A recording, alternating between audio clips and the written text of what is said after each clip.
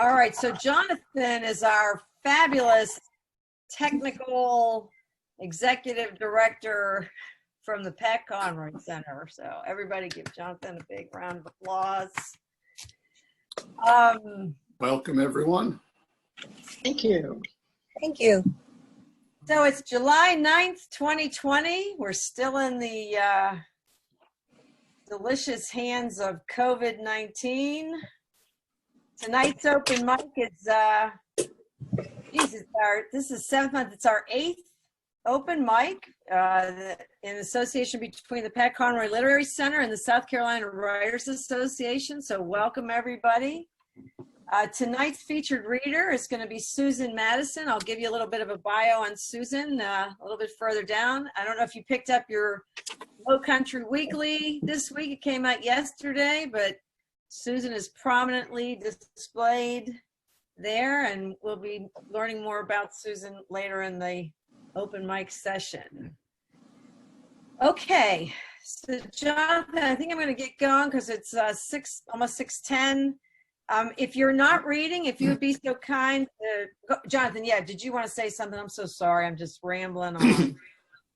No, Vivian, that was just a thumbs up that I was in agreement with your good executive decision to begin.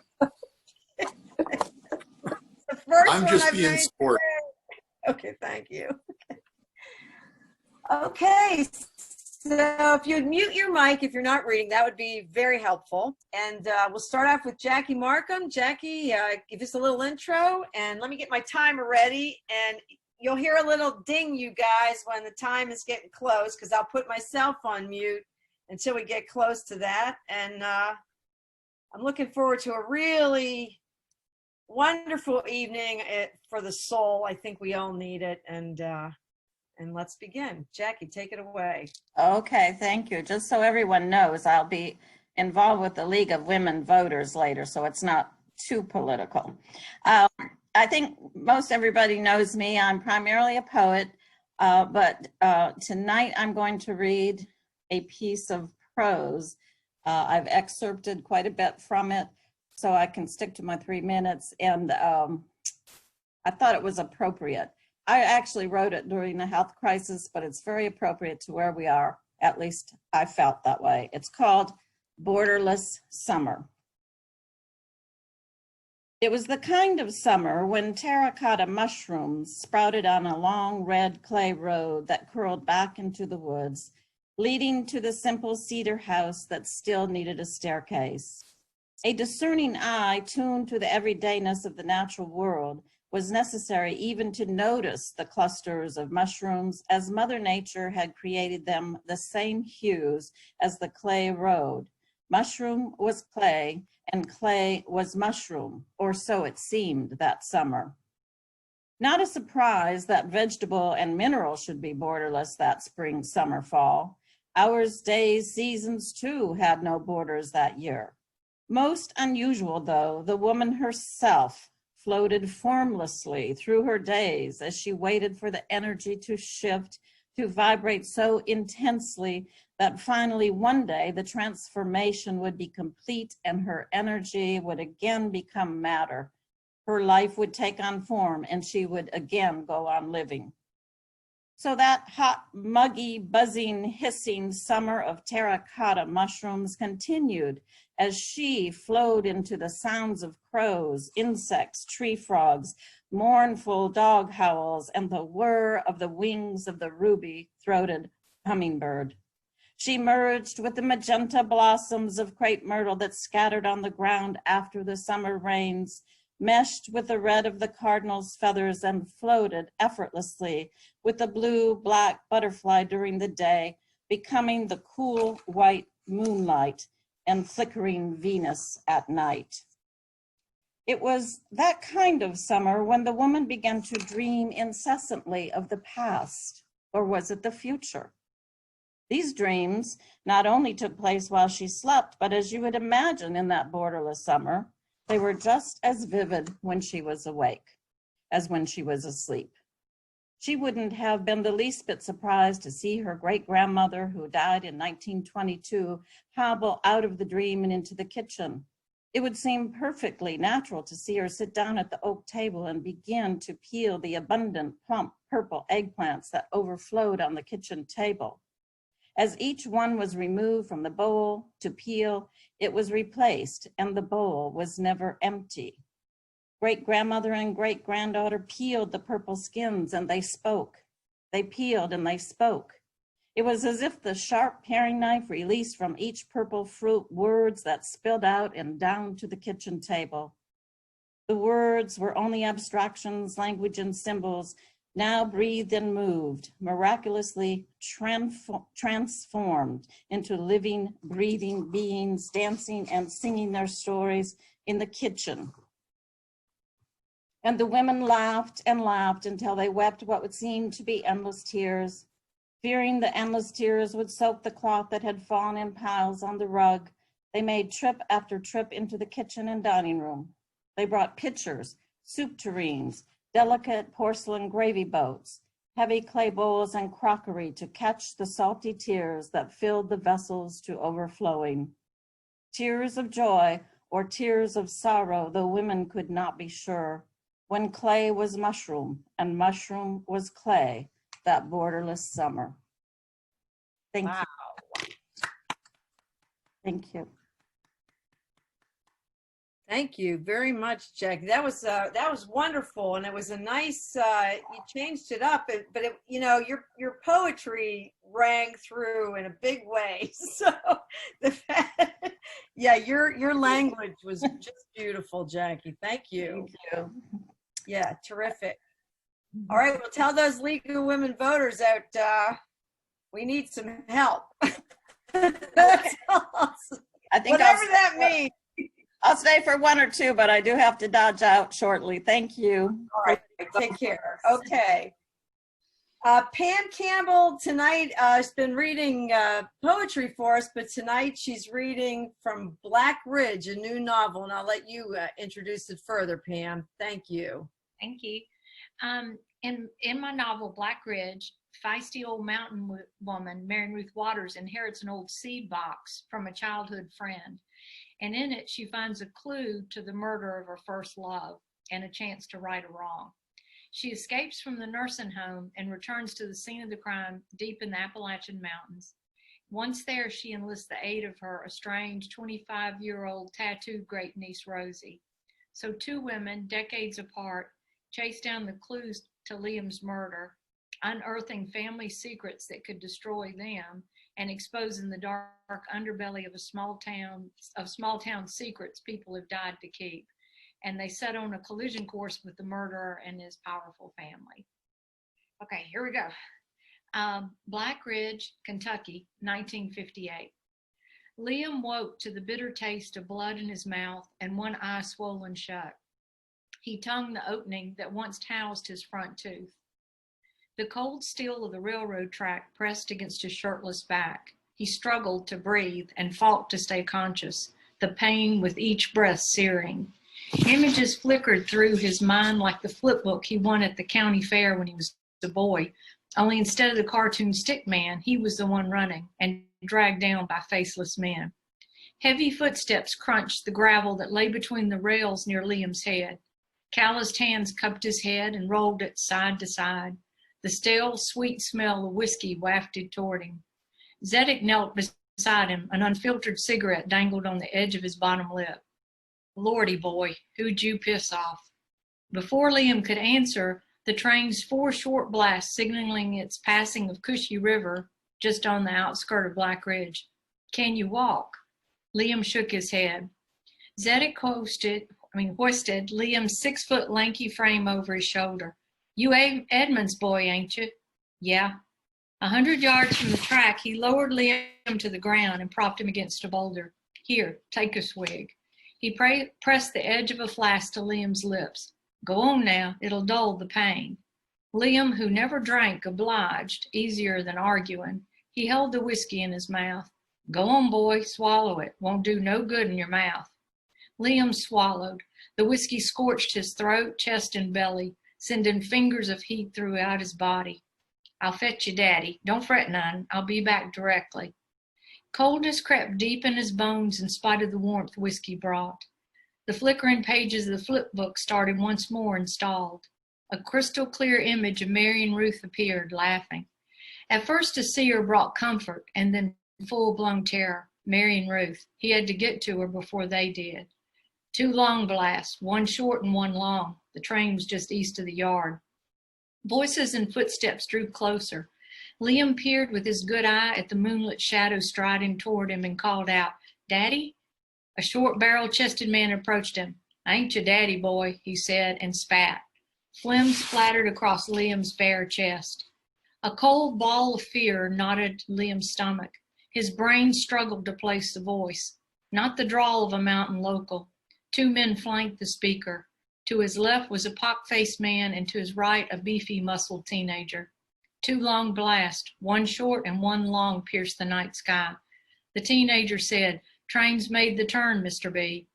Liam knew this voice, but thoughts to appeal to him was extinguished by the hard sneer of the teen when Liam whispered his name. "You boys get this trash back on the tracks," Mr. B said. Liam's brain screamed for him to run, but his limbs were useless weights. 2 pairs of hands hoisted him up and heaved him belly down on the tracks. Liam raised his head and stared in the yawning face of 90,000 pounds of steel hurtling toward him. The scream of the train's whistle matched his own. Whoa. Thank you. Whoa. You're allowed to unmute when the readers finish, because I don't want to be the only one saying That's a bit of a terrific. cliffhanger. Wow. Could you take my slot and just finish I reading that? know, really. Y'all are making I me wanna feel know what good. I love your dialogue, and I love the Appalachian dialect that you've included. It's awesome. Thank you. Thank you. That was great, Pam. Thank you. Thank you. Oh, yeah. All right. Well, that's enough making Pam feel good now. So we're And going to move. I'm keeping You should always feel good, Pam.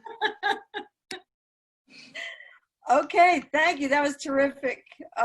Catherine, you're up next. And you're our only Catherine tonight, so I know I got the right one. Yes, yes, yes. This is a short story, a very short story, and I just want to make sure that you know it is fiction. This is called Another Story. Okay, here we go. I was named Violet by my father as a tribute to his all-consuming passion for Elizabeth Taylor's eyes. At 14, while his voice wavered unpredictably between childhood and manhood, he saw National Velvet 12 times. Imagining himself as Mickey Rooney, he and Velvet would gallop on horseback over the English countryside together, holding hands and gazing into each other's eyes. But in his fantasy version, they'd end up in a hayloft and never quite make it to the Grand National. I know this because I heard it from him maybe 100 times over dinner on weekends. He'd be home and not on the road. He'd spend all day Saturday playing cards with the men in his poker club, Boy Scout meetings, he called them. About supper time, he'd get hungry and come home sloshed but upright, reeking of stale beer and cigarette smoke, looking for food and a warm bed. My mother knew she was safe from drunken groping if she fed him. Wouldn't have to put up with anything but his buzzsaw snoring all night. So over the meal, he'd go on and on about Liz Taylor and her eyes and how those eyes were only for him. Then, his amorous thoughts but a memory, he'd stumble, full and exhausted, into the bedroom and pass out for the night. To my mother's chagrin, my father spent his short life seeking Liz Taylor lookalikes. His quest terminated when he choked to a premature death at 37 on a piece of house specialty filet mignon at Ralph's Eat and Greet. Those were the days before waiters were versed in CPR, and on that particular occasion, no one answered the frantic call for a doctor in the house. You may think that a callous depiction of my own father's demise, but I know he died happy. That is, at least up until his last few breathless moments, for he was dining with the former Miss Cedar Lakes, Iowa, 1962. They'd met in Manhattan while he was attending a Fuller Brush convention. Yes, my father was a door-to-door salesman, or a spreader of the good word indeed, as he used to say. And spread he did. But that's another story. Anyway, all witnesses at Ralph's assumed the weeping dinner partner to be his wife. That eventually was surprising news to my mother, who attended his funeral only under terrific duress. Of course, Kitely Brothers Funeral Home, where my sister and I used to play hide and seek among the coffins with Dwight Kitely, handled all the arrangements, and believe me, they had their hands full. The ever-present flock of blue-haired professional mourners ran out horrified, weeping for real after my mother accused them all, in far more explicit language, of being paramours for my father. Kitely's head family attendant, whose job was to comfort the bereaved, had to physically restrain her from spitting on the deceased during the viewing. At the cemetery, she was still so angry that she shoveled every bit of dirt onto the lowered casket herself, just to make sure it stayed put. Brushing the Kentucky clay from her hands, she snapped, "Good riddance," before storming from the plot for her first date with Dad's brother, my Uncle Willard. They were married 2 months later in a private ceremony at the Bill and Coo Wedding Chapel in Smyrna, Tennessee. But that's another story. Oh my Yeah. What an absolute hoot. I love it. That's That so was funny. super. Thank you. Thank you. It's fiction. Catherine, that was Wow. Wow. It may be fiction, but I know that guy. Ooh, I'll bet. okay. That was Right. terrific. And really, and you captured it all in such a little bit of time. That was amazing. So nice Thank you. job, Catherine. Thank you. Yeah, thank you.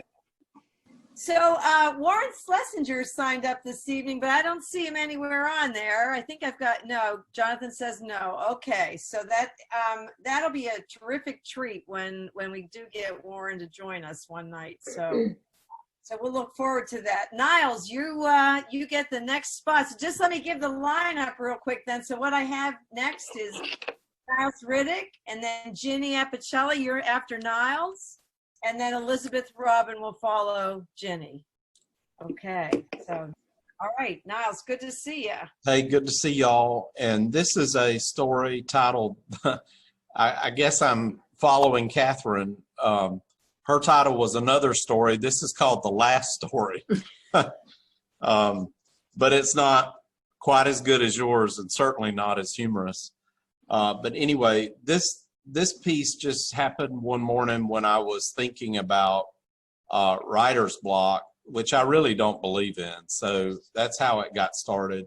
But you may have a question at the end of it, but I think it's a good story. I have not published this. It's submitted, but not accepted yet. The last story. Max stared at the computer screen. He didn't believe in writer's block because he believed in writing daily, even if it was a to-do list, but he was stuck. The more he gazed, the more his mind wandered. He knew one day there would be an end to his stories, one last story, and he often wondered if death would come before he had a chance to write the last story. Maybe death would come as a heart attack, a stroke, after a long battle with cancer that made him wear diapers and shrink to thin skin over bones, a car wreck, or something that might make the news, a freak accident, maybe a ladder coming off the back of a painter's truck on the interstate that shattered his car windshield and impaled him like the victim of a medieval count.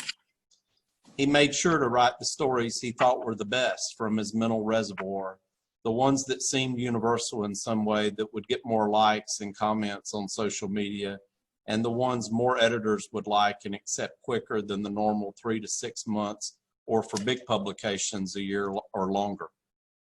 It had success in publishing, the exposure being the reward, certainly not the pay, since he and his wife had worked their entire lives and couldn't have made ends meet on his writing pay alone. He wondered about the submissions in progress once he died, if editors would notify his family they had accepted a story, or simply publish the story and send an email notification to a closed email account with correspondence piling up in a cloud. Maybe his wife would run into a reader in the grocery store who would tell her, and she'd Google it so the family could read it. Max wondered what the last story might be, something from his own experience he hadn't written about, like drinking so much he threatened to kill people and then had blackouts in college and didn't remember.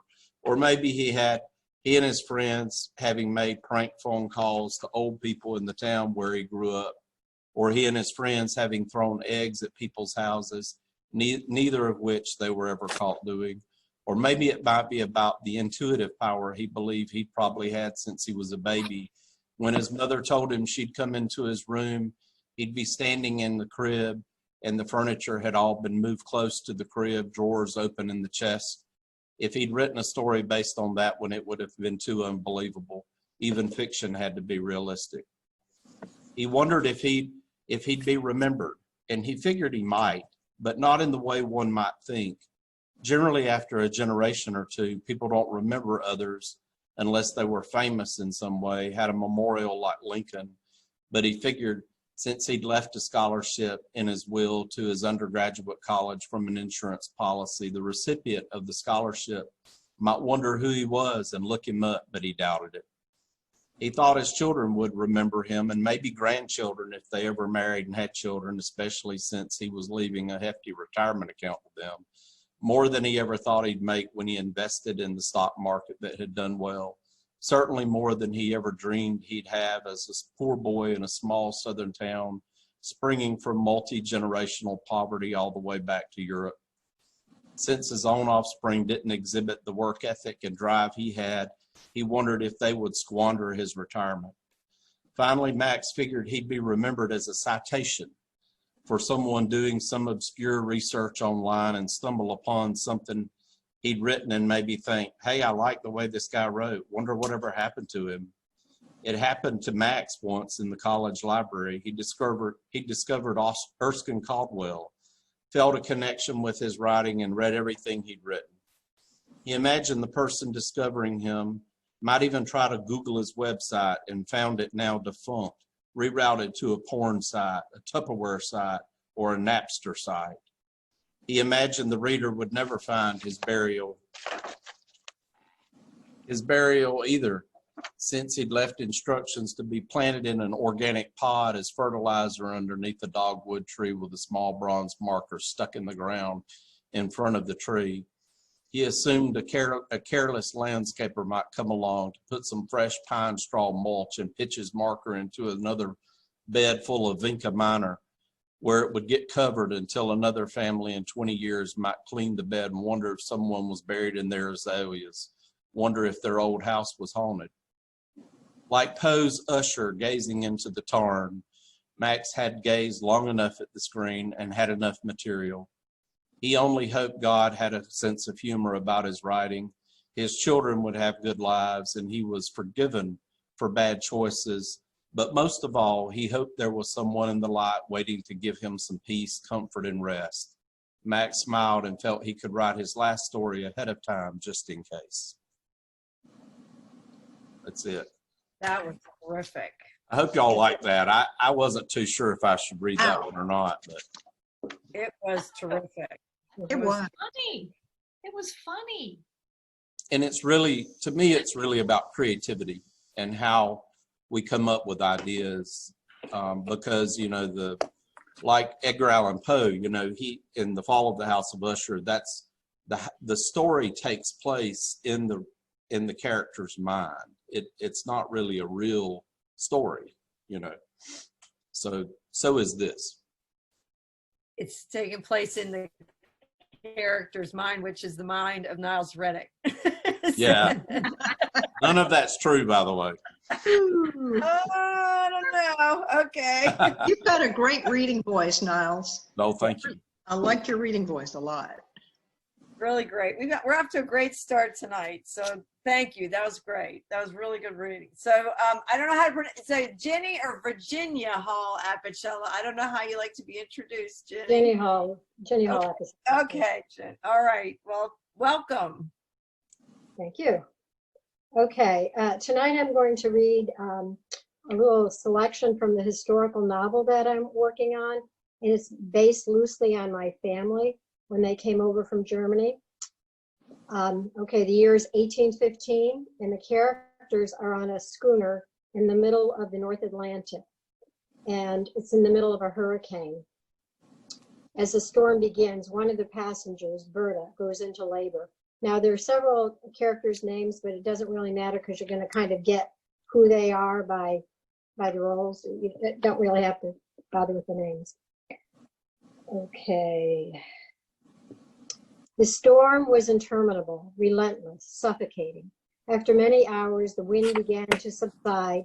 The waves were less tortuous. There was a lull, a calm in the midst of chaos. They had survived. Suddenly, the hatch was opened and Crothers appeared. Is it over? Are we saved? Anna entreated. I can't know, but I think we're in the eye, the center of the storm. There's no telling how long it will last. But in the meantime, just stay out of the crew's way. No one on deck. He left as quickly as he had come. Anna untied herself and the children, who whimpered and shivered. She crossed to the other side of the hall, where Otto Hoffman leaned over his wife. He laid his hand on her brow and placed his coat over her quavering body. Berta was ashen, her lips blue. Help me, she whispered. Throughout the deluge she had labored, the horror of the hurricane echoed by the pain of her body. Etta came to assist, pushing Otto to the side. Let's stay where we are now, she said to the supine woman. Once again, she placed her hands on Berta's round belly and under her skirt. This baby wants to come soon, she said, but you are very weak. Anna, get in the bunk behind her. Let her lean against you, and when she is ready to push, you will help her with your own strength. In the dull light from the open hatch, Berta struggled and wailed to force her baby out. Anna held her close and strained with her. Finally, Etta said, he's coming. I feel his head. Berta, her whole body shaking and trembling, let out a tremendous cry. He's here, Etta exclaimed. She held up the tiny baby. The cord, his lifeline for 7 months, was wrapped around his neck. His face was blue. He did not cry. Etta quickly slipped the cord from his neck and held him upside down, and then gave him a slap on his bottom. He began to breathe in fast, shallow breaths. She wiped the blood and mucus from his body and swaddled him in a linen cloth she had brought. My son, Berta cried in a weak voice. Let me hold my son. Etta bent down and put the tiny bundle in his mother's arms. Your work is not over. We've got to get that sac he grew in out of you. You'll need to do more pushing. As Berta tried to squeeze the placenta out, blood and fluid emerged, but not the sac that needed to be expelled. Etta called over her shoulder for more linens or blankets to stanch the flow. She sent Otto, who was cooing over Berta and the new baby, for beer to strengthen his wife. Etta whispered to Anna, this is not good. That baby is too small. He arrived too soon, and she won't stop bleeding. That bag that he grew in isn't all out. Anna looked down at her friend, who was kissing the downy head of her too tiny, longed-for son. How can we help her? Anna asked. Etta shook her head. Even if we weren't in this godforsaken sea, I wouldn't know what to do. As she spoke, they could see the dim light from the open hatch was darkening. They could hear the wind beginning to whistle and the heavy, rushed footfalls of the crew from the deck above. The ship began to bob and sway on the increasing waves. They had sailed through the eye, but now the spinning vortex of the nightmare sea would begin again. Holy. Jenny, that was powerful. That was powerful writing. Yeah. Thank you. You know, it's funny when you have to get it down to 3 minutes, you get rid of a lot of adjectives. And some dialogue. Yeah. And you're able to produce a baby in 3 minutes. That was pretty amazing. You can really do that. That was really powerful. Thank you. Great writing. Right. All right, Miss Elizabeth Robin, welcome. I think you're our first poet this season. No, Jackie was here, so but Jackie didn't read poetry. I have such bad news for you. I could actually end with a poem, but that would take me over 3 minutes because this is about a trip I took. See, a lot of you know me as a poet, but two summers ago, I took this journey. And I'm writing about it now. I went over 19,000 miles, just me alone with my dog, camping. We did a lot of national parks.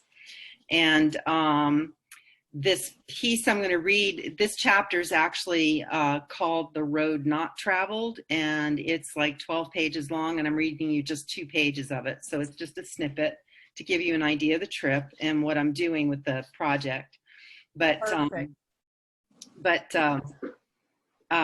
this actually is, I had just visited the Grand Canyon, which blew my mind. And then I had spent a week with my daughters. My older daughter lives in Santa Fe.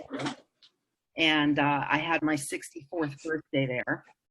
And so I'm like in a strange state of mind. And the rest of this trip, as it turns out, I am completely alone.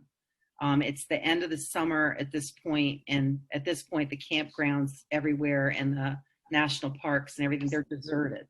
So it's a very, I've been meeting a lot of people, and all of a sudden I'm really not. So that gives you the framework. So this is from the road not traveled. Following the Halliburton truck, huge semis spilling onto the highway, the trip to the border rides long and lonely. Cows, brown scrub, horses, and oil rigs pump as the long miles unspool.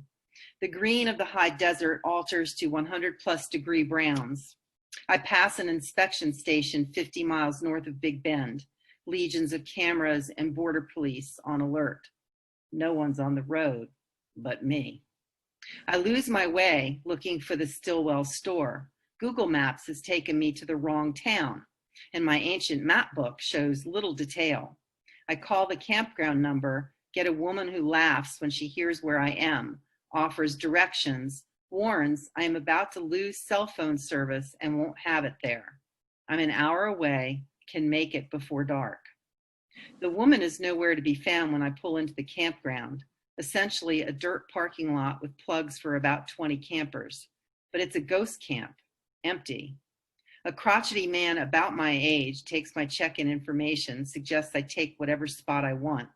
But he stops mid-sentence, switches to, "You're crazy to be here," and goes on to tell me how likely I am to die from the heat, that a pack of Jacquelinas roam the grounds regularly, and tend to your dog, or they'll kill him.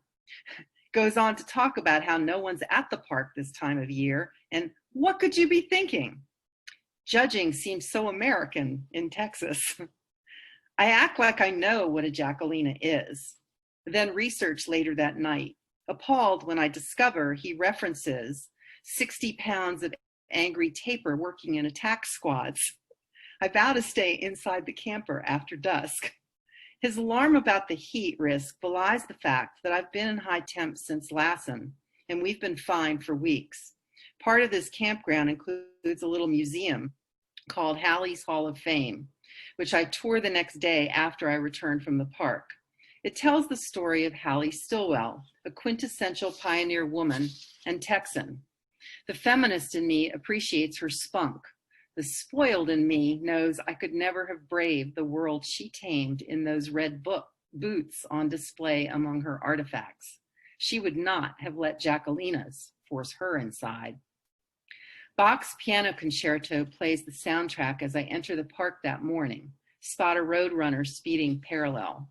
As we travel the park in air-conditioned comfort, hopping out at brief stops in the same way we toured Death Valley, I see a fire in the distance. I close in on it as I traverse the park.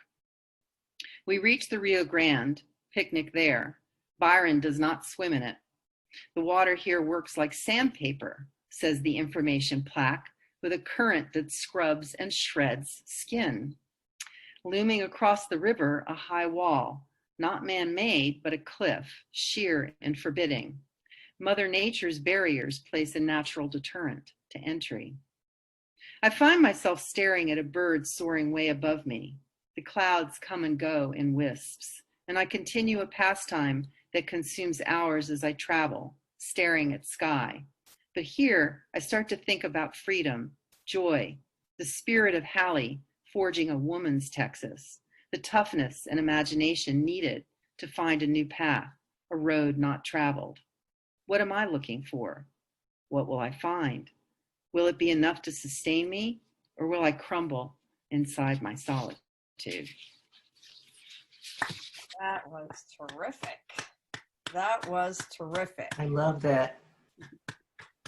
Thank you. Elizabeth, Very brave, Robin. traveled 19,000 miles. Did you say that? 19,000? 19,413 miles. Where did you go? That's amazing. I don't know,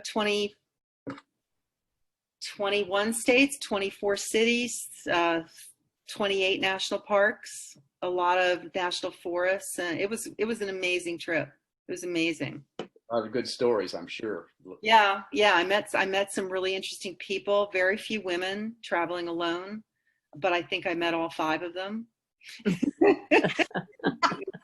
It was very cool. Very And cool. you have a Jacquelyn as a new pet.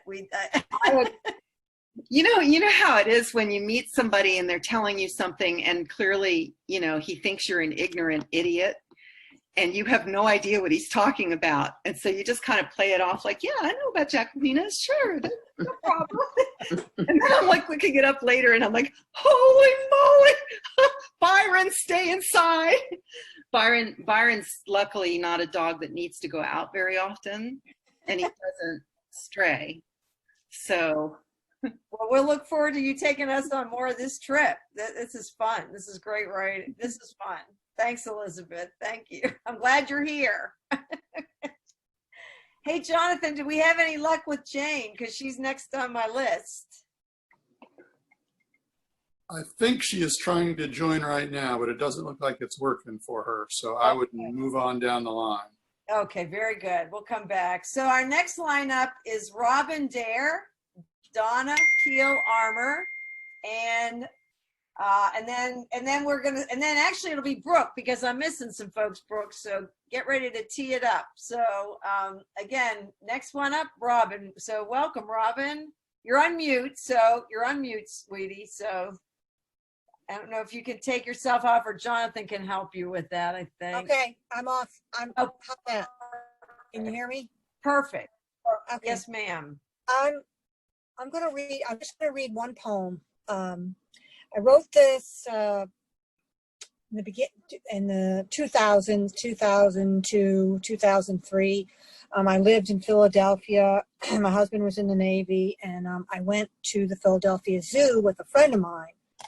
And so this is what came out of that trip. It's called Zoo Incidentals. The elephants bang their heads against the granite wall. For those watching, it appears to be relief from itching. Actually, they're stone cold bored. Once the pachyderm gangbang begins, the baby strollers turn on dimes lying on the pavement. It's a synchronized infant turnabout. Everyone steers for less fertile ground. Once in the monkey house, it's no better. The apples are carved vaginas. The bananas are an obvious choice. The doors lock, the chants begin. All the squealing creates a din. Gyrations fondle the air with the greatest of ease. People beg to use their frequent flyer miles. People scan the horizon for a lesson from the 2 evils. Meanwhile, out near the polar bears' cement icebergs, the bears watch Jell-O roll-up wrappers float in the stagnant water, wishing all the while they join the circus. Wow. That was quite a visit to the zoo, Robin. Yeah, I know. I'm not a big fan of them, as you can tell.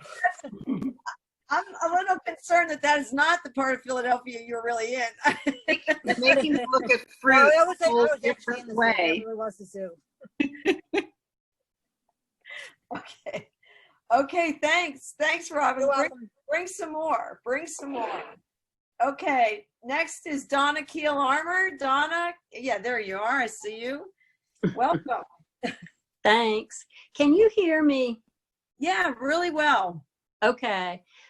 I have a new iPad that I don't know how to work, so I'll do my best. You're doing a great job and you look terrific. Thanks. Welcome. Tonight I'm going to read the first couple of pages from my new book, which is a mystery called La Stella Rossa del Mare, which means the red starfish. The book starts out in the Low Country and travels to Italy, of course, and the main character is a caterer. If I had known who the party was for, I'd have said no, but it was Mrs. Harrington's secretary, Charlotte, who called requesting cocktails and hors d'oeuvres. She refused to tell me who the party was for, wouldn't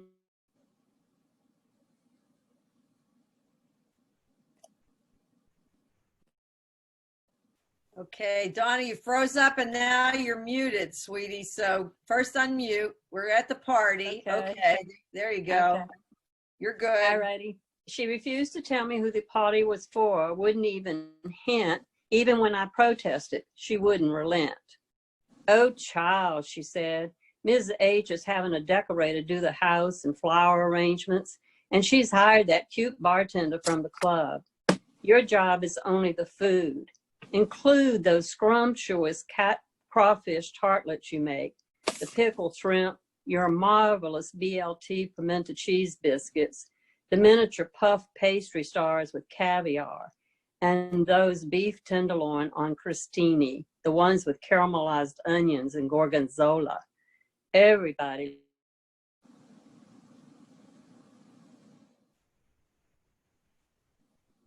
Yep, I think that little iPad of yours is giving, yeah, there you go. Okay, I'm so sorry that my other computer was overheating, so I tried to switch. Okay, everybody loves those. Complete the menu with enough for 100 was set up at the pool.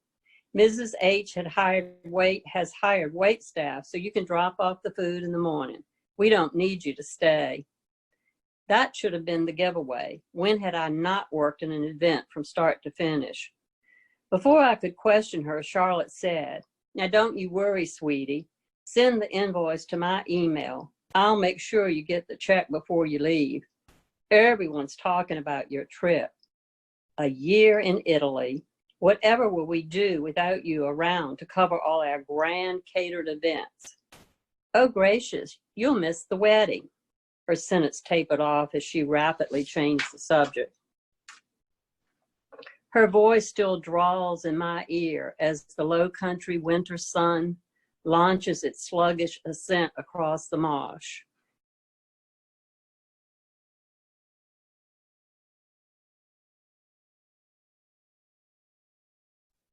Yeah, this is kind of rough. Okay, there you are. There you I know. are. Do you want me to continue or not? I can. Well, you have about 50 seconds. I mean, find us. Okay. Yeah. Okay. Okay. Threads of whispery mist cradled the morning, reluctant to give birth, but the marsh grasses pushed through, begging for the sun's warmth, for those first brush strokes of red and bronze on their upturned faces. My eyes raced across the familiar flat gray water, smooth as slate. Below the surface, life teems, waiting to erupt. But now, at the edge of dawn, there's only stillness. I will miss this morning ritual of watching the seasons change, the wild creatures in their natural habitat, and the sullen water ebbing and flowing in and out of my life. I push away from the large stretch of window that spreads across the length of my kitchen. The calendar hangs next to the fridge. I grasp the red marker and slash a bold check mark on today's date. 6 more days, and I'll be gone to Italy.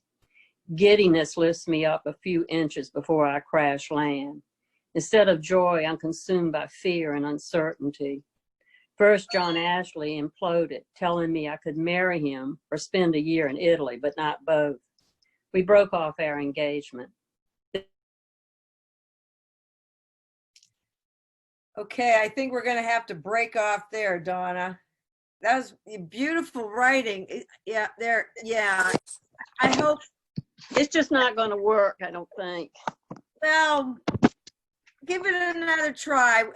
But it's a great start. It's a great start to your book. We'll look forward to it. Okay, and we love the red star there on your. Yeah. Okay. I'd like to find out who the party was for. Okay. First, John Ashley imploded, telling me I could marry him or spend a year in Italy, but not both. We broke off our engagement. Then a few days later, I learned from sweet Charlotte that he's newly engaged to Caroline Bailey Harrington. What a sorry bastard he is. John Ashley knew Italy was my dream. It's all I talked about. A year away to hone my skills in Italian cooking, a year to study the language, and a year to rest and recharge. Although the loss of John Ashley hurt like hell, it was thoughts of Stella that shattered my heart. Stella, my best friend since birth, is missing. I thought she'd be waiting for me in Italy. and now she's gone. I gasp for air, forcing my attention to the cooled hors d'oeuvres. With trembling hands, I place the last batch into a container, snap the airtight lid into place, and stack. Okay, I'm gonna have to stop you there, Donna. I'm so sorry, but I gotta stop you. Okay, thank you. What a teaser. It's wonderful. We can't wait. You got me at Gargonzola. That's a great title, Estelle. Okay. My publisher sent me a couple of copies of this. I still don't have all mine, but just a plug for my book that's being published. It's released on Sunday, and I'm excited. I should get all the hard copies by the end of the month. So I'll have some to sell if anybody's interested. Thanks. You got to cook for us too, Donna. We will do that. Ray and I both will. We both love to cook. Congratulations. Thanks. Sorry for the mess up. I'll try something else next time. It's okay. Congratulations on your book. It's beautiful. Thank you. All right, Miss Brooke McKinney, how's it going over there on St. Helena Island? It's going. Oh, that's exciting. Get Yeah, it is. It's scary. No, it's fun. What are you going to read for us tonight? Well, I'd like to apologize in advance that I got here right at 6. I got back home. So I usually prepare by picking out a scene and I time it and make sure it's 3 minutes. But I did not do that today. So I'm just going to read the opening scene, but I'm pretty sure it's over 3 minutes. So if you just want to knock, tell me when it's over, then I'll stop. We'll find a good stopping place together, and as long as you don't freeze up 17 times, you're okay. Kidding, Dawn. Okay. So Take it away, Brooke. Okay. Oh, I guess I should say I'm reading the opening to my memoir.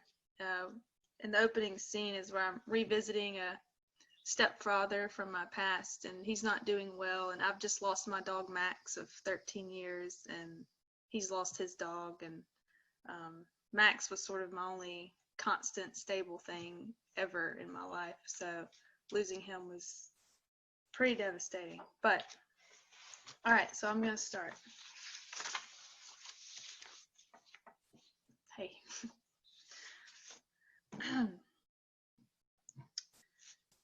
Jesus stared at me through the trailer window.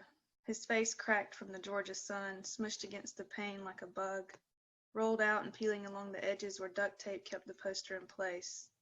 And like I always had, I wondered if there was a heaven. It had been years since I saw my stepfather Frank, years since I'd been back to the town I left behind and swore I'd never return to. The sagging porch creaked beneath me as I steadied my breathing. Black electrical tape blotted out the back door window of the blue single wide, and school buses sunk in the earth, gutted and abandoned. I found him living in D&G Trailer Park behind an old gas station. Pulling down the long crater drive of mud puddles, I felt nauseous before spotting his pickup parked between two trailers. Dusk descended like a hawk, light shedding one beam at a time, a yellow tinge filling the air after an afternoon storm. But there I was. My plan was to put the card on the door, wedge the corner of it between the crack of the doorknob and frame, then run as fast as I could like a kid pulling a prank. I didn't know what I'd say to him and wasn't sure why I was there. He was my mother's third husband. They weren't together anymore, and she would kill me if she knew I'd gone to see him. I met Frank when I was 10 years old. I could still smell the doves wrapped in bacon spread out on the dinner table. Frank didn't hesitate, biting into the toughness, teeth unraveling the bacon. The doves looked like hearts wrapped in fat. I could see where the dove's head used to be, where the dove's eyes must have been, burnt to a crisp darkness. I had two choices, as Frank said, eat the damn bird or starve. The air conditioning bellowed out the other side of the trailer and the ball game played in the background. It wasn't too late to walk away. The clouds were rearranging themselves into odd shapes, ready to seal the day. Next door, an RV blared the evening news, and a Confederate flag stood tall beside it, waving between the tops of pines. I thought about running. Before I could, Frank peeked through the blinds, a slight pause before the door popped open. "I thought you were Susan," he said, not seeming surprised it was me. The wrinkles shocked me, folding along his cheeks like a Shar-Pei puppy's. He was scrawny, and those eyes, green and sharp, hadn't changed a bit. He waved his hand, inviting me inside. The trailer smelled like cigarette smoke and Worcestershire sauce. I didn't plan on staying long.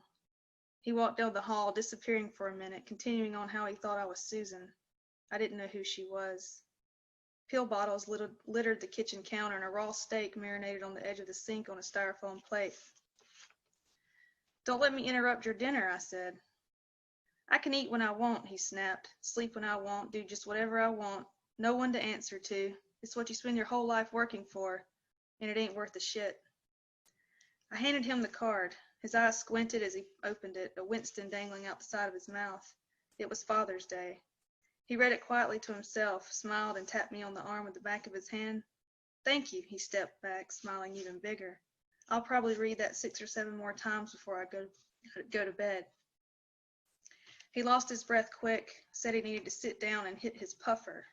That's what he called the nebulizer hooked on the table next to the couch. And next to it sat an ashtray full of cigarette butts, piled high as a landfill. Frank was in stage 2 of COPD. He tried to quit smoking for 2 weeks, but convinced himself it didn't make a difference, so he started back. Smoke slipped toward the ceiling as he pinched the cherry out of the cigarette, then reached for the clear hose coiled on the table. He waved his hand back and forth between the nebulizer and the ashtray, pointing to each one as if to showcase, while saying, "This one kills me, this one brings me back, kills me, brings me back, kills me, brings me back." We were quiet again. A big plastic jar of Folgers sat on the next to the fridge, and a shotgun wedged itself between the back of the couch and wall, the curtains grazing the tip of it. The sun was going down, a messy streak of orange hanging on the low clouds. His machine hummed along, spitting out tufts of cloud. The living room looked like a swamp, but it kept him alive. The only thing on display besides the television was a framed photo of his dog Maurice and his faded brown collar next to it, the leather cracking along the edges.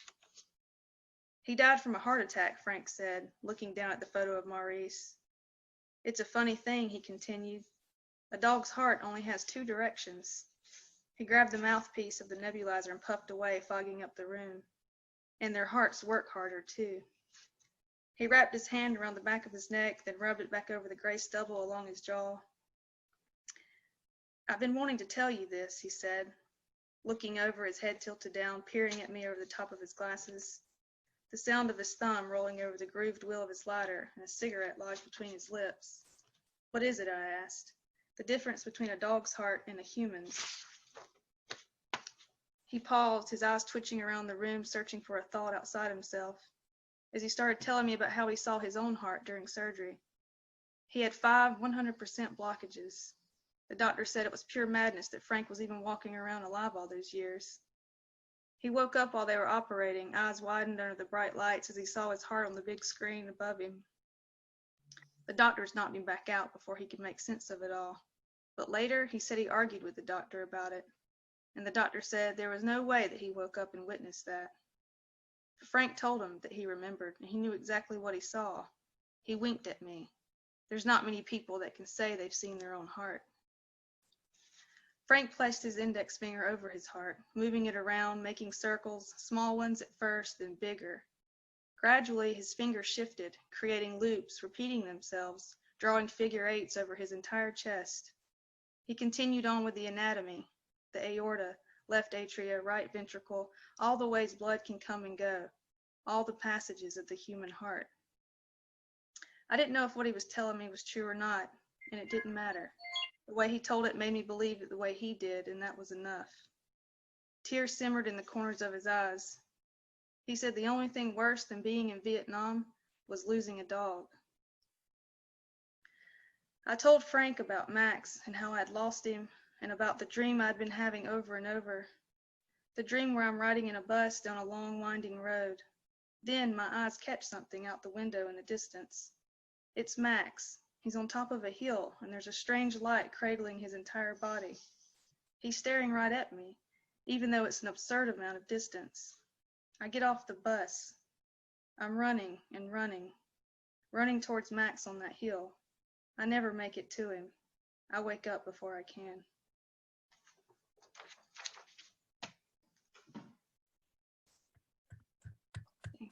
Thank you, Brooke. Wow. Brooke, that takes my breath away. It Yeah. really does. That's beautiful. Beautiful piece of writing. No, keep breathing. Whew. I need his little inhaler. Yeah. And the language in your voice was so authentic. I loved it. Thanks, June. I can feel and sense and smell the trailer. Yeah, it's pretty bad. Very powerful. Fantastic. Brooke, you did really well.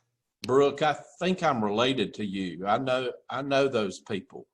Those are my people. All right, well, before this gets too scary, Estelle, you're next up, please. So give us a On fast. Okay. Yeah. We've got people that unfortunately weren't able to make it for a variety of reasons. So welcome, Estelle. Thank you. Thank you for doing this. I appreciate it. It's always fun. Last time I read from John Papa Makes Me Cry. Well, this is a sequel to that. I was explaining a little bit of how I became obsessed with being like Ernest Hemingway, be a journalist and then be a writer.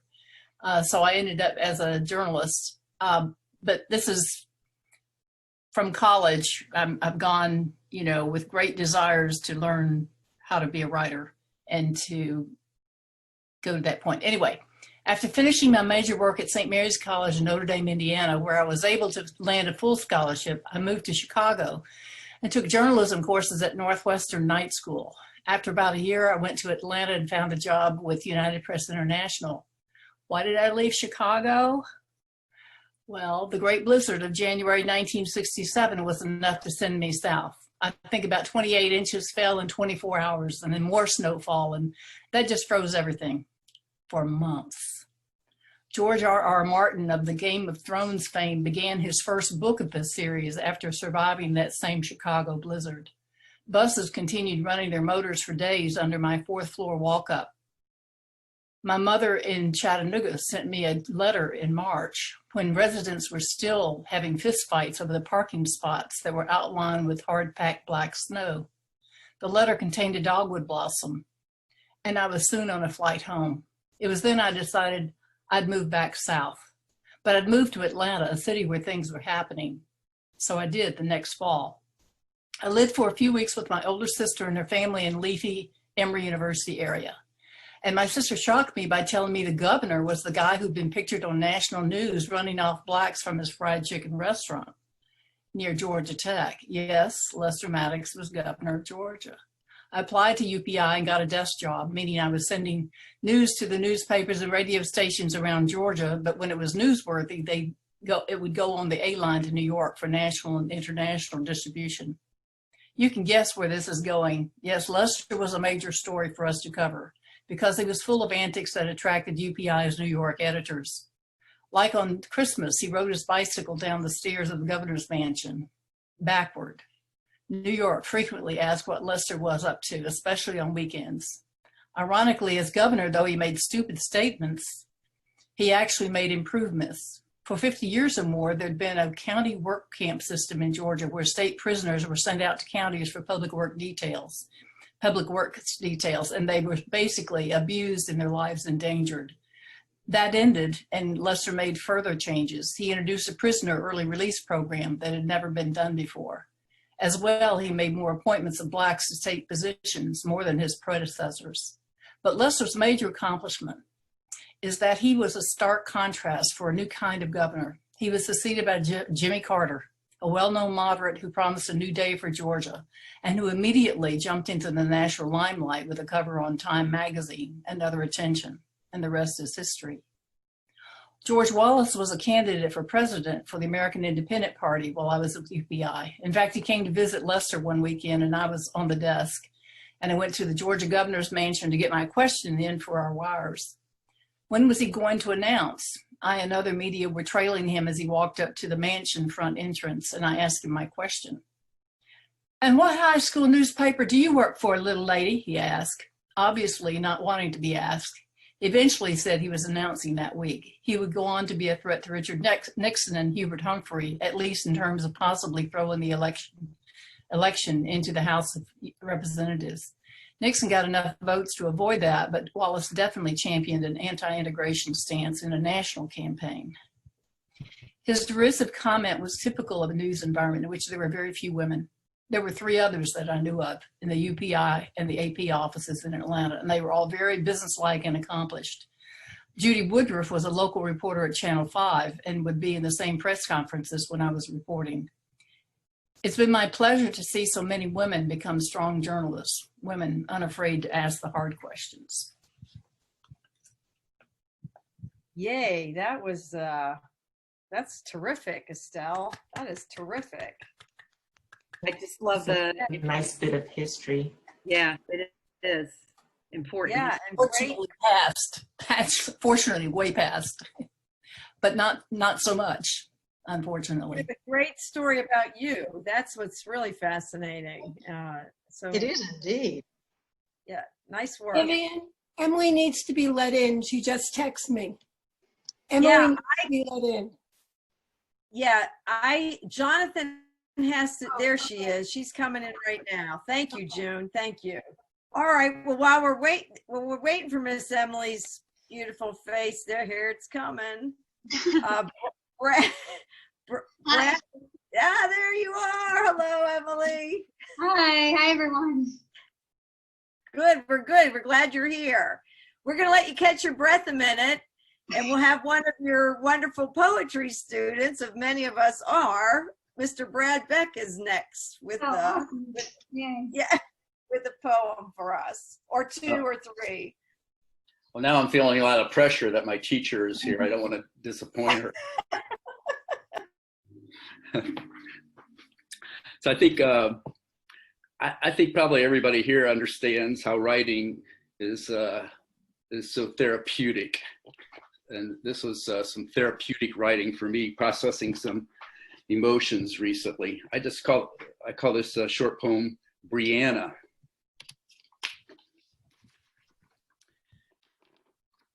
It's very likely that I'll be infected, but don't worry. I'm young and healthy. I'll be okay. The indivisible threat instantly took heinous visible form, crashing through my door, crushing me with its weight, spitting and hacking in my face, terror ravaging my mind. We're short on PPE and using masks over and over. It puts us and the patients at risk. Get up, get a grip, breathe. Fear only feeds its power. Do you have any confirmed cases yet? 2 confirmed, but we suspect many more. Don't let your panic into the phone. None is coming out. I signed up for this. It's very stressful and tense. I'm exhausted, but I know how to do my job. Courage, self-confidence, unwavering commitment prevails. The force of her tenacity battles the invader off my chest, but not far away. Don't worry, Dad. So proud, so worried.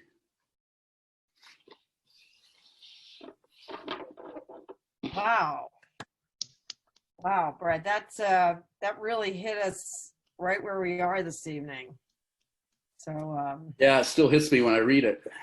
I relate. I have my youngest is an infectious disease NP in New Jersey, and I worry about her all the time, but especially in the beginning when they had no PPE. It's still going on. Yeah, it is. It ain't over yet. okay, well, thank you. Thanks, Brad. Emily, I don't know if you're ready to read, because after you, we're really at the end. It's I'll be following up, and then Susan will wrap us up this evening. Are you in a good place to read, or? Yeah. Okay. All right. Good. All right. Great. Take it away. Yeah. But so you're reading, Vivian, after? Are you reading? Yeah. I just have a super little thing. Okay. Wonderful. Good. So this This poem is, okay, so I've had some people suggest I change the title. I haven't done that yet. So right now it's "The Clown Awaits Your Cue to Enter the Tent." To see him, you must see out of the corners of your eyes, open to possibilities, write love letters and poems, often starting with, "Where are you?" Under your pillow, keep a list of the qualities you want. The river of your dreams carries each inky word off the page. Ask insects to broadcast your signals, especially ants. The world is stitched by ants. Console tree stumps. Reassure the limb of a marsh oak that its egret will return. Remind an egret that her branch squints beyond the horizon for her. Solicit the moon to hold your vision. Fold matching socks and leave at the foot of your bed in the morning like eggs. Balance the fist-sized clip of obsidian on your pubic bone. Focus on your circus. Sweep out all the monkeys in their cherry red vests. The one who flicked ash into cans around his bed. The one who only apologized for his harsh laundry detergent. The one whose idea of foreplay was to place your hand on prehistoric shark teeth. Let go of the acrobats who swung out with open arms and dropped you. With deep belly breaths, clear the elephants of fear, wearing scarlet brocade dresses. They trumpet from the shadows that you are not good enough, not worthy, not lovable. Grab fear of being hurt by its scraggly tail and yank hard until you feel the root pop loose. Give the dancing bear of abandonment new music. The gyro's horse stomp and watch her hips churn a figure 8. Cut the polyester kitten ears from tigers you have caged in your throat and called swollen lymph nodes. Free them to climb the king pole, burst in the sky and hit the ground running like lava. Sit your inner child in the front row with plenty of popcorn and watch her face brighten as your tent is cleared, the way an egg sac erupts with the stars of tiny silver spiders. Hold her hand tightly when she jerks to run toward a clown you have started to call John the Baptist because he showed up first with qualities from your list as if he'd waited in your dreams. He plays in bed like an otter on a riverbank, rips through the plastic armor on your heart with tenderness, offers you the first sip of water in the morning. Still, he is not committed to your circus and cuts your heart nearly as often as its plastic armor. Remind your inner child as she salts her popcorn with tears that the best clown is coming, like the clown from her favorite book, who when he juggled, a rainbow swirling between his hands, tossed the golden ball into the air, last and at the right moment. Yay. Thanks. Yeah, I got lucky and had the opportunity to read Wow. it. Yeah, you got a lot of, yeah. Oh, and there is, yeah, you've got a lot. June is here. Jackie was here earlier. Emily, Pam is here. You've got Yeah, these are my Mr. Brad. Oh, wow. Yeah, you got team. You got team. Nice work. I'm Nice very work, glad. Emily, Thank that's epic. I love that. Oh my God, that's powerful. Thank you. Thanks. But yeah, Vivian's right. You all are my power people. So I draw this energy from you. So thank you. Yeah, but not those ideas. I think they're all yours. Okay, so Jane, you're here, but you're muted. Yeah, I know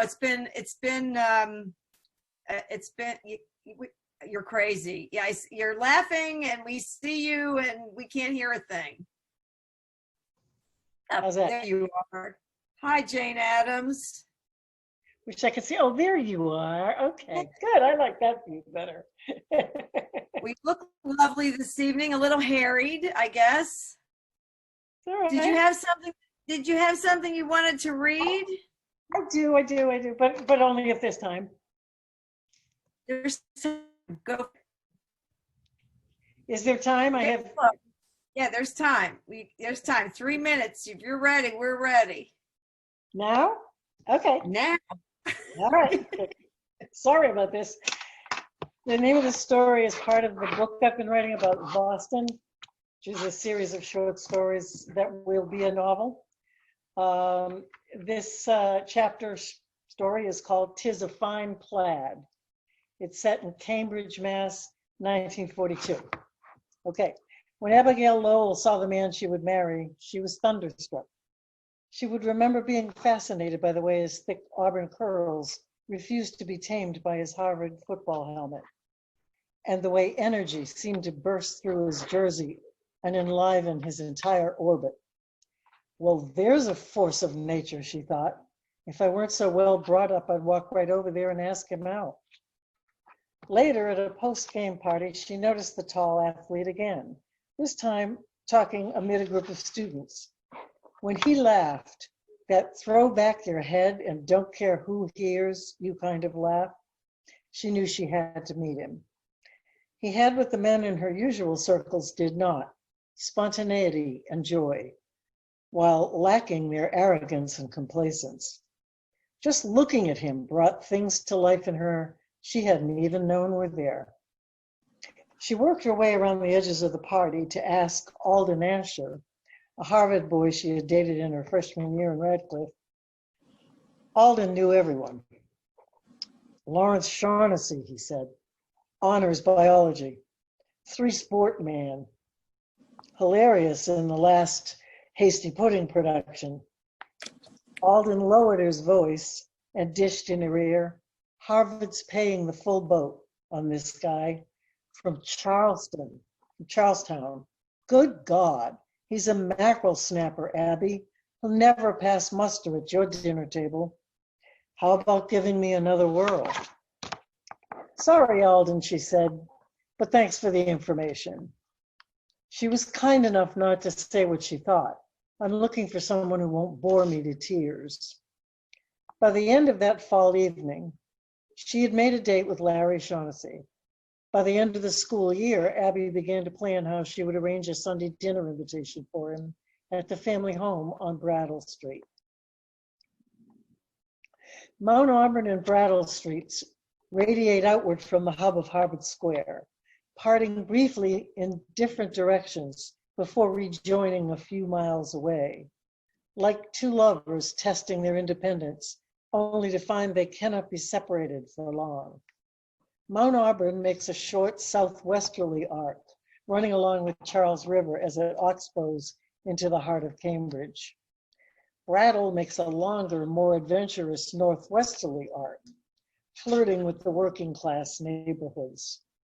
Once they converge just past Fresh Pond Parkway, they've formed a closed, crescent-shaped slice of the city, containing its most historic homes and valuable real estate.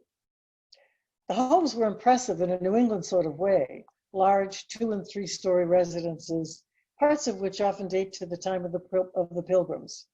Their yards private and shielded by wrought iron or freshly painted high formal fences along the maple and elm shaded streets, represented several centuries of exclusive wealth and privilege. New England wealth, understated and under wraps. Its residents can often claim Mayflower descendancy, as well as the additional pedigree of a connection to Harvard. Abby brought the man she loved to this enclave. So confident was she that Larry Shaughnessy's intelligence and future potential would ensure his admittance. But Alden Asher had been right. A Shaughnessy from Charlestown would never satisfy her father, who sat in stony silence at the head of the table while Abby and Larry tried to make dinner conversation. Her mother had conceded the attraction. Well, dear, it's easy to see why you embarrass yourself every time you look at him. While she upheld the party line, but he'll never do for a Lowell. In private, her father tersely explained, Abby, we are cut from 2 different cloths. He's as green as Patty's pasture. We're blue bloods.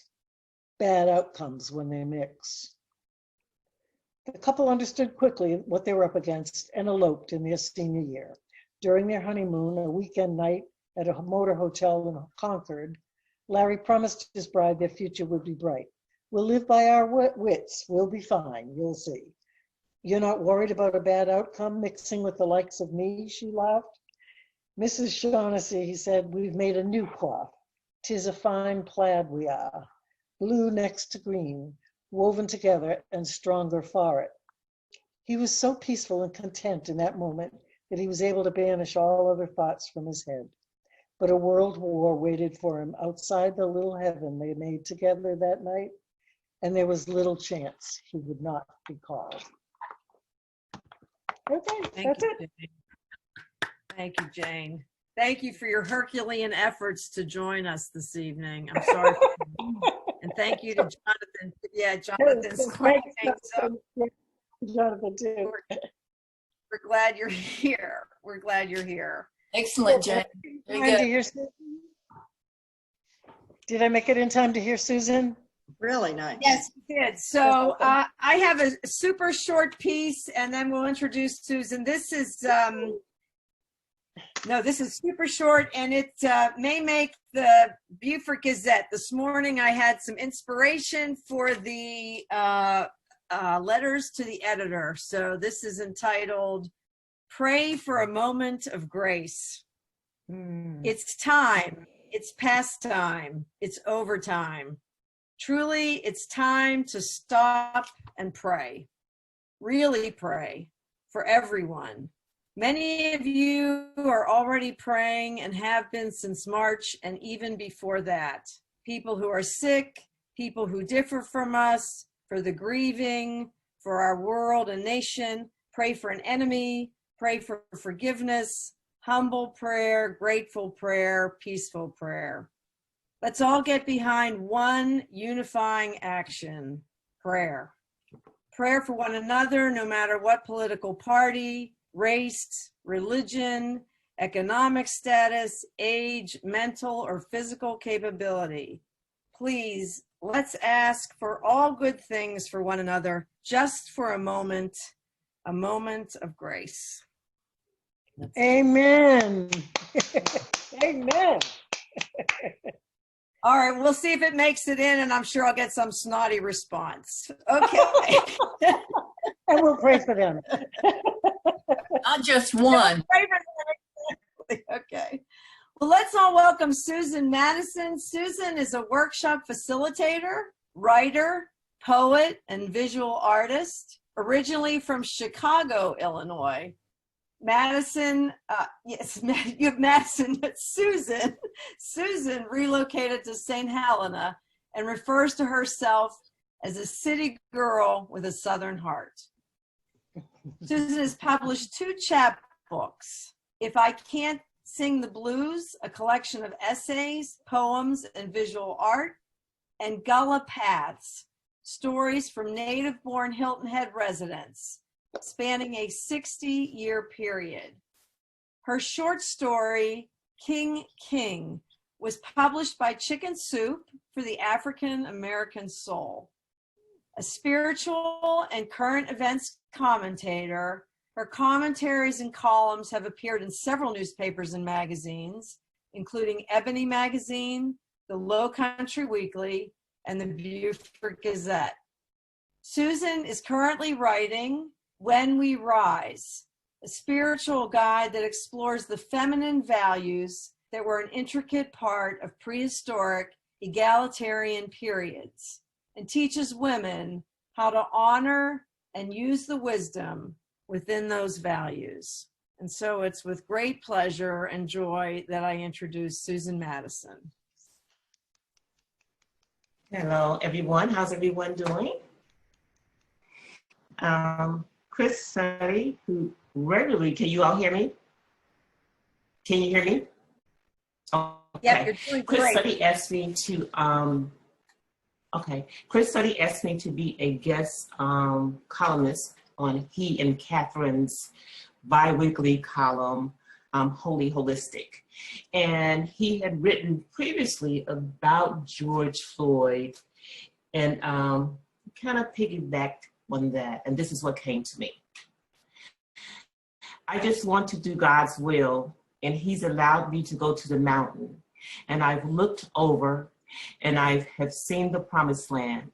I may not get there with you, but I want you to know tonight that we as a people will get to the promised land. So I'm happy tonight. I'm not worried about anything. I'm not fearing any man. My eyes have seen the glory of the coming of the Lord. Dr. Martin Luther King. The above reference by Dr. Martin Luther King of a promised land was spoken during his historical speech on April 2nd, 1968, the day before he was assassinated in Memphis, Tennessee. Dr. King's mention of a new world revealed a prophetic dream of an existence, in my opinion, of a new world in which laws would no longer be needed as placeholders for peace, but the reality in which the collective heart and awareness of human beings would naturally create harmony. It was not ironic that King's life was cut short the next day. Our country's spiritual muscles were relatively undeveloped. The idea of equality for people who many thought inferior was a relatively new concept.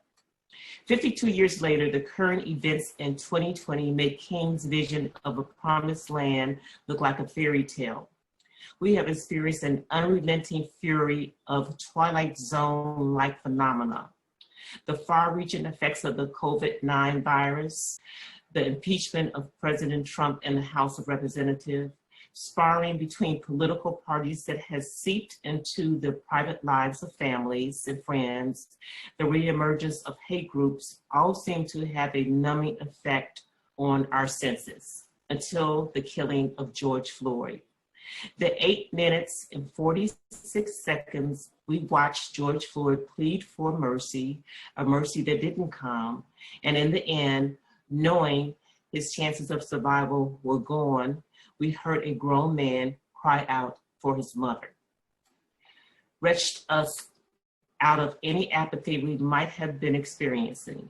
It was that video, front and center in our homes, where, as Chris Sutter mentioned in the last Holy Holistic column, we were trapped by the coronavirus that caused a tremor in the souls and hearts of many Americans. Mr. Floyd did not die in vain. A collective awareness started rising immediately after his brutal death. Americans could no longer ignore the marginalization of a people that was too often ending in the murders of unarmed minorities. In the wake of Floyd's death, people of all ages and colors took to the streets, social media, and the media to protest. The rage of the hopeless played out in rioting. In the days and weeks that followed, many Americans started dialoguing with each other openly and honestly about race issues. America is on the edge of a culture shift that is at once spiritual and practical. We would never be able to go back to how we lived life before. While spiritual growth is motivated from without, it is actualized from within. There is a source of unseen intelligence at play that is energizing the masses. It will be members of our generation, two in particular, that will be the major catalyst in change. All of humanity will play a role in this shift. However, there are two generations in particular, I believe, will play a major part, the baby boomers and the millennials. The boomers are becoming enlightened again. Aged boomers who went from being young, peace-loving hippies to being sucked into the establishment vortex they fought against are once again rethinking the status quo. African Americans activists who became consumed with the responsibility of raising families have re-enlisted in the movement.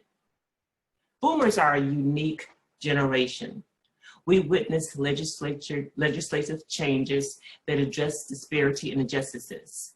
We walked out of a dark age in which bigotry was reinforced at dinner tables into light-filled rooms where open discrimination was no longer acceptable.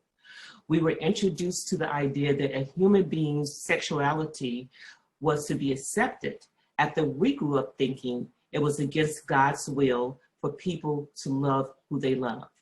We were introduced to the concept that children, whether born within the confines of a marriage or outside of marriage, could not be illegal.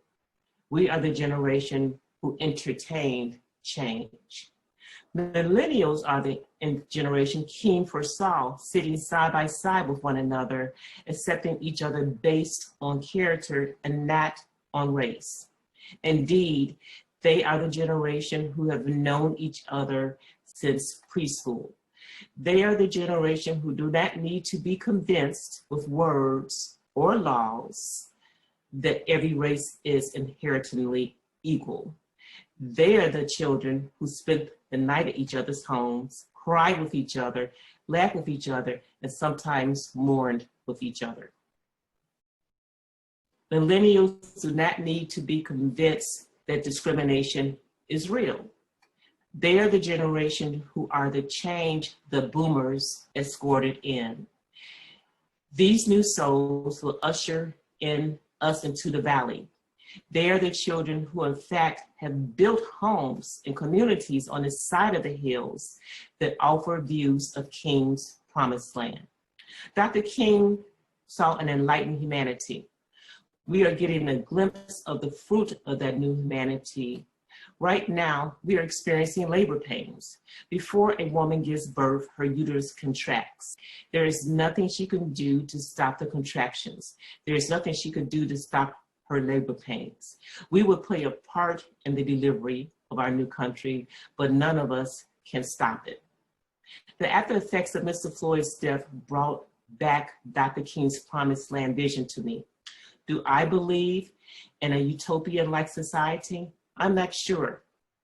What I know is peace is natural and leads to creativity, while violence is destructive and leads to death and truncates progress. The world Dr. King envisioned will come to fruition not because of humanity's cooperation, but in spite of it. Why? Nature is cyclic. We have lived under the domination of the threat of violence for the last 2,000 years and are now moving towards and living in less violent times. Canadian psychologist and author of The Better Angels of Our Nature, Why Violence Has Declined, speaks of the decline of violence in society as a whole. Eckhart Tolle, the German-born spiritual teacher and author of the best-selling book, The Power of Now, talks about how society consciousness operates as a whole and is and has always been evolving. We are a part of a movement towards stability and peace. It is unlikely that we will see the fruition of King's vision in our lifetime. However, to be living in the path of a major culture change, and more importantly, being a part of it is magical. George Floyd's 8 minutes of pain was a breaking point of the water and labor. It was the beginning of the birth of a new land. Thank you, Susan. Thank you very much. Thank you. Thank you. Thank you. Powerful, Susan. Very nice. Thank you. Thank you, Susan. I love the images. Thank you. The millennials having built on the side of the mountain overlooking the promised land. I love that image. And the breaking of the water. That's just so cool. Love that. Well, it was a really, really beautiful evening with everyone. And I think Susan did a beautiful job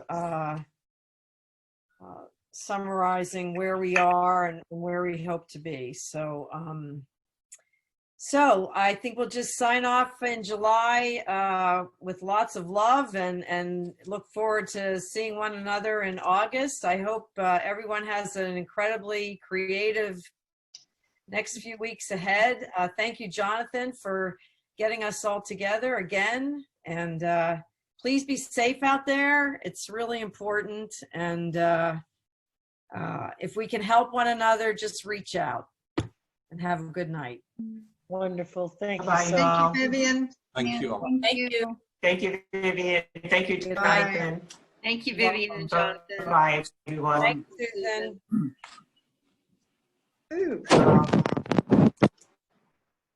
Ooh. That was wonderful, Susan.